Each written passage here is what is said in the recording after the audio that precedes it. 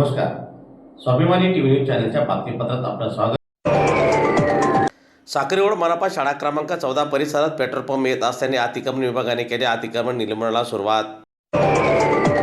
धुळे महानगरपालिकेच्या नियोजनानुसार धुळे शहरातील साक्री रोडवरील मनपा शाळा क्रमांक 14च्या जागेवर पेट्रोल पंप उभारणीचा निर्णय घेण्यात आलेला आहे. दरम्यान त्यासाठी आवश्यक जागा मोकळी करण्याच्या दृष्टीने अतिक्रमण हटाव मोहीम राबविण्यात येत आहे.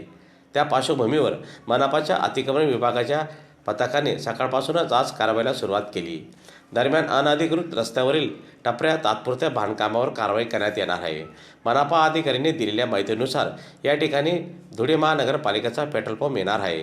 त्यामुळे नागरिकांना इंधन सुविधा उपलब्ध होणार असून मनपाला देखील याचा उत्पन्नाचा स्रोत निर्माण होणार असल्याची माहिती अतिक्रमण निर्मूलन विभागाचे प्रमुख प्रसाद जाधव यांनी सदरची माहिती प्रसारमाध्यमांना दिली आहे. 14 साक्री रोड मच्छी बाजार लगत गेल्या 3 ते 3.5 पहिल्यापासून सदर अतिक्रमण तात्पुरत्या अतिक्रमणधारकांना सदर ठिकाणी महानगरपालिकेचा पेट्रोल पंप प्रस्तावित असून आता त्याचे कार्यदेश निघून गेले, त्याचे काम चालू झालेले.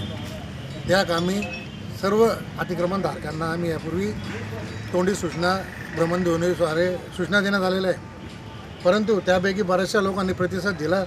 उर्वरित काही टपरीधारक यांनी अजून त्यांचे अतिक्रमण हटवलेले नसल्याने काल संध्याकाळपासून सदर अतिक्रमण काढण्याचे काम महानगरपालिका अतिक्रमण विभागामार्फत सुरू झालेलं आहे आणि लगेच पेट्रोल पंपाचे काम सुरू होणार आहे.